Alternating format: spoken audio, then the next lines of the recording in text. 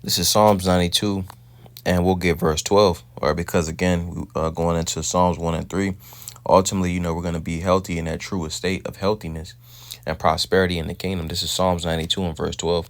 It says, the righteous shall flourish like the palm tree. He shall grow like a cedar in Lebanon. All right, ultimately in the kingdom, we're going to flourish. We're going to have abundance. All right, we're going to have that sustenance, as I mentioned. All right, so it says, the righteous shall flourish like the palm tree. He shall grow like a cedar in Lebanon. And the cedar in Lebanon, they had those very thick roots. All right, and those trees ultimately they grew to a very tall height. They had that preeminence. So ultimately we're gonna be like those cedars in Lebanon. All right, we're gonna have that preeminence back, and we're ultimately gonna be planted. All right, we're gonna be healthy. All right, verse 13 it says, "Those that be planted in the house of the Lord shall flourish in the courts of our power. They shall still bring forth fruit. In old age, they shall be fat and flourishing." So whereas on this kingdom, or in this kingdom, or in Esau's kingdom, all right, we barely have anything. We're in captivity. All right, in the kingdom, we're ultimately going to have abundance. All right, and we're ultimately going to have that preeminence and that stature. All right, and we're going to have, we're going to reap the benefits, of what's ultimately ours. All right, we're going to have resources again. All right, so continuing on, let's go back to Psalms chapter 1. We'll get verse 4, and it says, "The ungodly are not so." Because we got verse 3. Verse 3, it gives us a detailed synopsis, summary as to how it's going to be in the kingdom. We're going to have that health. All right. And so verse 4 says, "The ungodly are not so." Those that are ungodly, they're not going to, 2/3 isn't going to be able to reap those benefits first go around. Psalms 1 and 4 says, "The ungodly are not so." All right. Because it talked about verse 1 to 3. All right. Verse 1, it went into, those that that's going to be blessed for not taking the ways of this world. All right. Verse 2 goes into how, this wisdom, knowledge, and understanding provides stability. All right. And verse 3 talks about, a tree that's in good health. All right. So verse 4 says, "The ungodly are not so." The ungodly aren't going to be as that tree, or the ungodly aren't going to be stable. All right. The ungodly are not going to be blessed. All right. 2/3, they'll be blessed in the kingdom, but first go around, they're not going to reap those benefits. All right. They're not going to have that stability during the times of Jacob's trouble. All right. Verse 4 says, "The ungodly are not so, but are like the chaff which the wind driveth away," because 2/3 they'll be destroyed. All right, they'll be destroyed right along with the heathen. All right, let's get this real fast. This is Matthew chapter 7, and we'll get verse 24.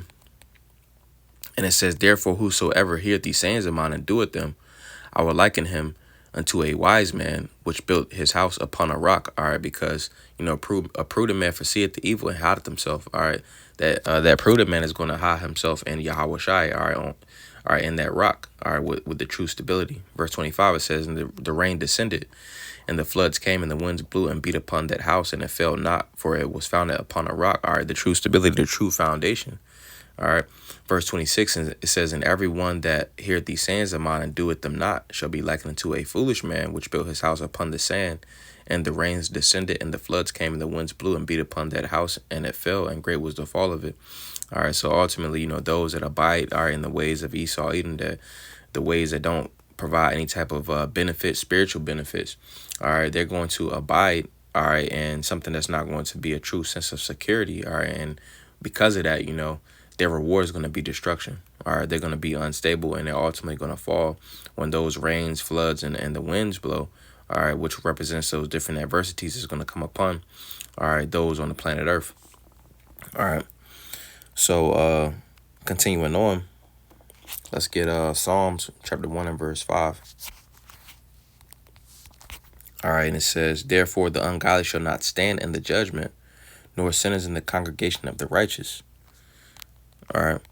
I'm going to run it back. It says, "Therefore the ungodly shall not stand in the judgment, nor sinners in the congregation of the righteous." Ultimately, 2/3 are not going to they're not going to be they're not going to be in the stead of the elect. And they're not going to be on that road less traveled by.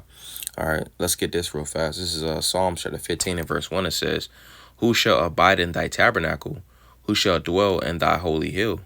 He that walketh uprightly and worketh righteousness and speaketh truth in his heart." Because 2/3 they're not ultimately keeping the ways of the Lord, so they're not going to reap of the benefits that come with it.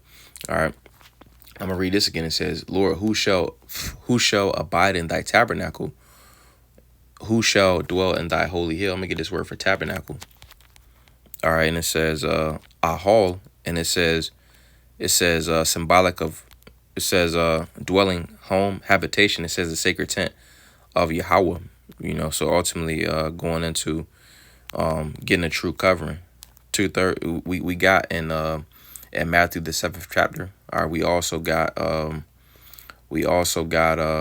33:6 showing that the wisdom, knowledge, and understanding provided for stability. Or if somebody had a house, that would represent stability as well. So being that the elect is abiding by the house rules, well, the elect will get that covering, that dwelling, all right, that home, that tabernacle, that tent. Because when you go to a tent, all right, you're looking for safety and security. All right, 2/3 they think they're receiving of safety and security. You see, but they got a faulty tent. They got whereas a tent got what, like three pieces. It'll have three pieces. They got a two post tent. It barely even worked. They don't even have the foundation that you would use, all right, ultimately to receive of a covering from the rain, all right, from the snow, from the elements. They out here with no type of covering. All right. So going back, Psalms chapter 1 and verse 5. It says, therefore the ungodly shall not stand in the judgment, nor sinners in the congregation of the righteous. They're not going to be amongst, all right, the righteous. NLT, it says they will be condemned at the time of judgment. It says sinners will have no place among the godly, and where the godly going to be at? The godly are going to be covered. All right, the godly are going to essentially abide in the Lord, Yahweh Bahasham, Yahweh Shai, and receive of that true safety. All right, I'm going to run it back again. NLT, it says they will be condemned at the time of judgment. It says sinners will have no place among the godly. All right, and ultimately in the KJV it says, therefore the ungodly shall not stand in the judgment. They're not going to have. In order to stand, you got to be on a true foundation. All right, they're not going to be able to stand, and they're going to be shaking and tottering. All right, scripture say all knees shall be weak as water, all hands will be faint. Men will be crying like women in travail. That's going to be the estate, all right, of these men. So how much more so for these women that's not in the correct spirit? They ain't gonna have no type of stability. Only ones that's gonna be stable is the elect. All right, that's the only way that one will make it out of here. All right. So continuing on, last verse, Psalms 1 and 6, it says, for the Lord knoweth the way of the righteous, but the way of the ungodly shall perish. All right, and let's get some examples of that. This is Proverbs chapter 11, and we'll give verse 21, and it says, though hand join in hand, the wicked shall not be unpunished, but the seed of the righteous shall be delivered. Proverbs 11 and 21, though hand join in hand, the wicked shall not be unpunished, but the seed of the righteous shall be delivered. All right, so being that 2/3 they want to join their hand, they want to walk hand in hand with Esau. All right, well, the wicked isn't going to be unpunished, and being that 2/3 by default, they're subscribing to the ways of Esau, Edom. They make themselves wicked as well. So they're not gonna go unpunished. All right, but the seed of the righteous is gonna be delivered. Hey, well, the elect is ultimately going to have deliverance and safety. All right, for subscribing to the Lord Yahweh Shai. All right, so let's get another one. Let's get Jude. We get Jude chapter 1. What's only one chapter? We'll get verse 14. And it says, and Enoch also, the seventh from Adam, prophesied of these, saying, behold, the Lord cometh with 10,000 of his saints, to execute judgment upon all, and to convince all that are ungodly among them of all their excuse me.